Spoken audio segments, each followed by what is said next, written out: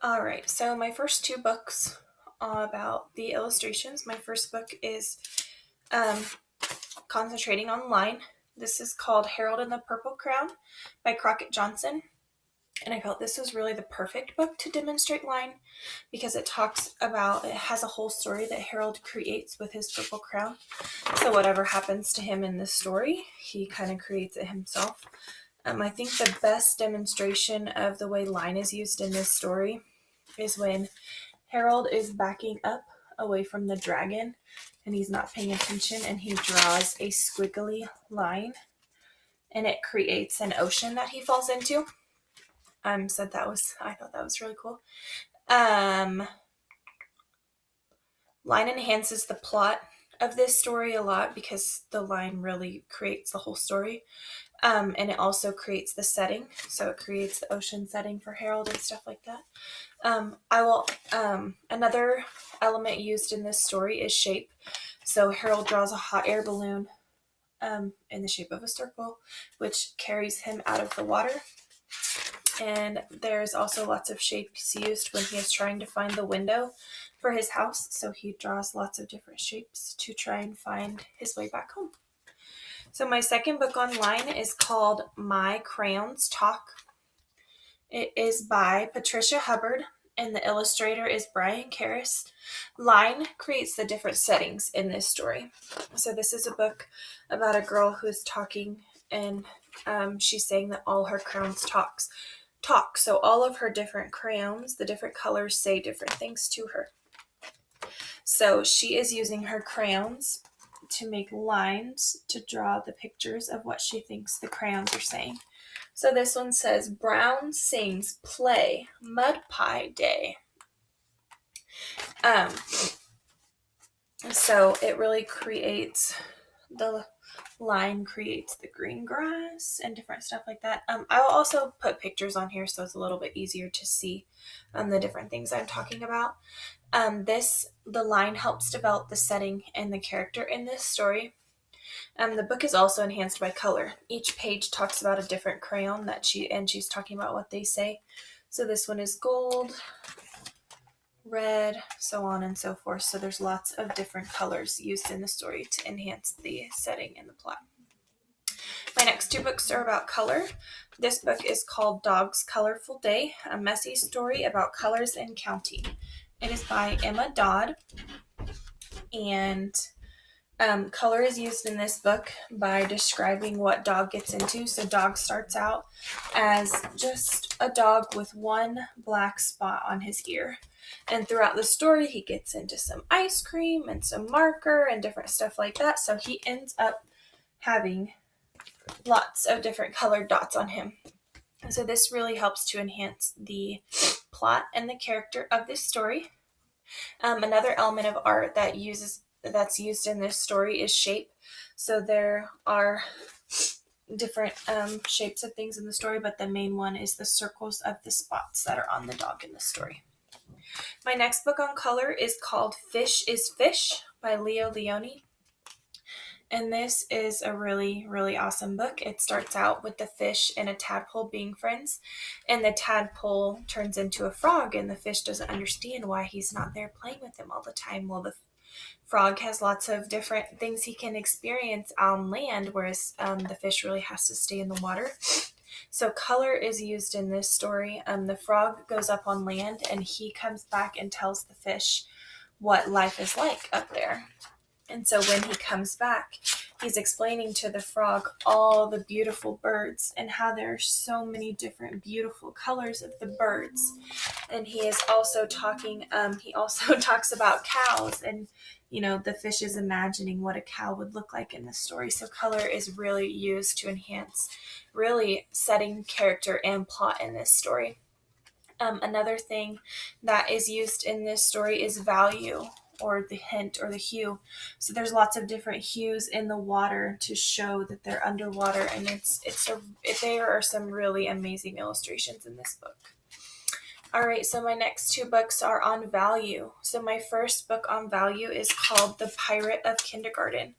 This is by George Ella Lyon and illustrated by Lynn Averill.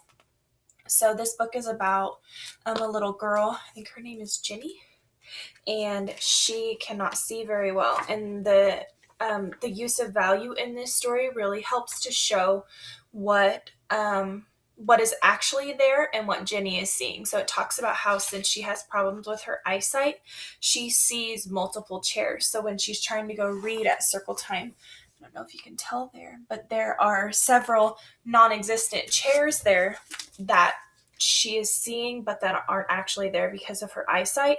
So they use hue or value to show what is actually there and what Jenny is seeing. So that's really used throughout the whole story, which I think is a really awesome way to demonstrate that, her eyesight isn't perfect and she's seeing stuff in a different way. So the value in this story is used to enhance the plot significantly, as well as the character. Another element that is used is space. So space can show what Jenny sees and what is actually there. My second book on value is The Day the Crayons Quit. So this is a really fun story, and all the crayons are upset for some reason. So, like, for instance, the beige crayon. He's not brown, he's not black, he's not red, he's beige. And the little boy hardly ever uses him. And the beige crayon writes him a letter and is said, "I'm tired of being called light brown or dark tan," because he is neither. He is beige.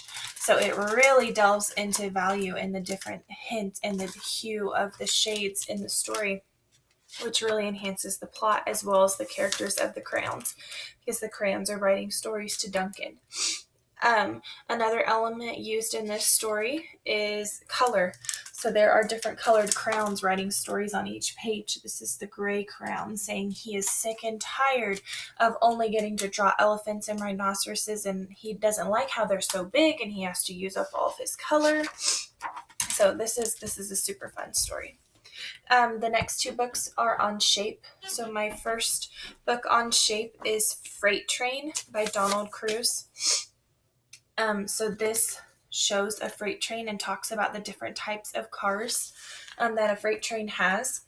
So let's see if I can find one. So this shows the red caboose at the back, the orange tank car next, the yellow hopper car. So shape is used to show the different types of cars, and it is also used to show what the cars are carrying in the story, as well as the wheels. So shape is used in that way. That enhances the plot and the setting in the story. This book also does a really good job using texture. So there's texture on the ground. It's probably hard to see, but there's texture on the ground, and there's texture in the different cars. There is also texture used to demonstrate the clouds of smoke that are coming up from the freight train. My next book talking about shape is called I Love School by Philemon Sturgis, and the illustrator is Sherry Halpern. So this book demonstrates shape by showing all the different things at school. So when he's at school, he likes to play with the blocks, and there's lots of different shapes of blocks. And when they're playing in their dramatic play area, there's lots of different shapes of things they can play with. So this, the shape really helps to develop the setting in this story. This book also uses texture. This book also talks about color a lot, or uses color in the illustration, so it kind of really makes the school look bright and fun and really nice to be in. So this book also uses color to enhance the setting.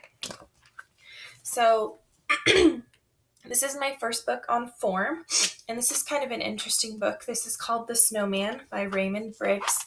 So form is really important in this story because this story doesn't actually have any words. So the story is, you kind of follow along with the story by all the pictures. So form is important in this story because the little boy, he wakes up in the morning and he goes throughout the pictures and he creates this snowman. So his snowman his snowman really comes to life. And by using form, you can see that the snowman is alive and he's having fun and he's playing with him. So as it goes throughout the story and the pictures, he flies in the sky with the snowman and stuff like that. And then at the end, the little boy goes outside and the snowman is melted away.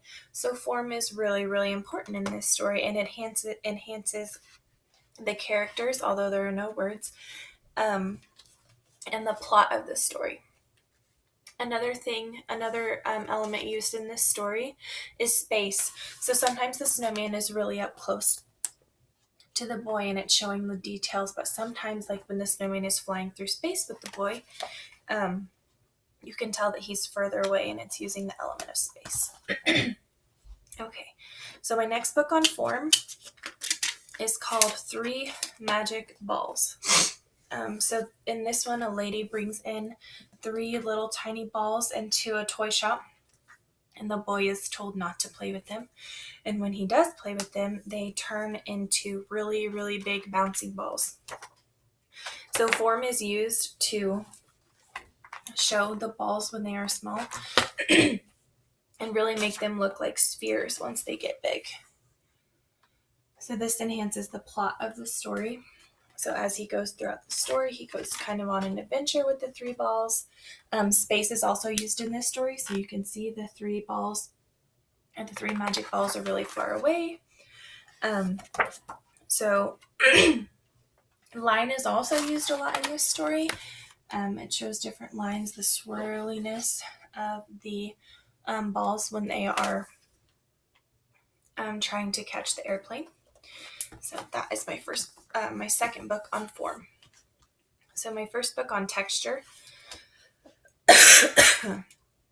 is called Good Night Owl by Pat Hutchins.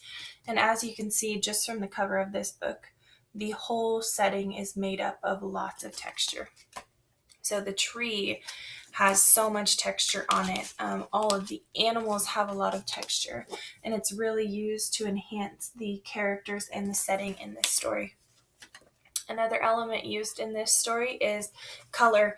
There are lots of really bright colors that make the background stand out for the owl, and it is really beautiful.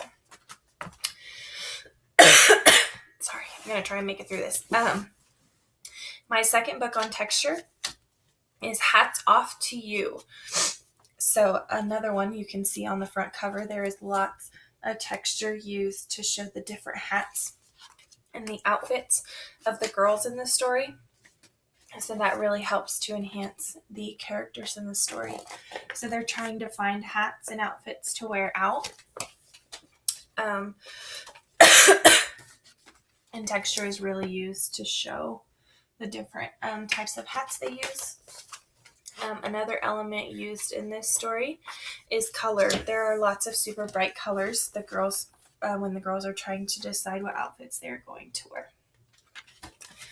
The last 2 books are on space. My first book about space is Duck on a Bike by David Shannon. So this book shows a duck on a bike meeting with a lot of his different friends on the farm.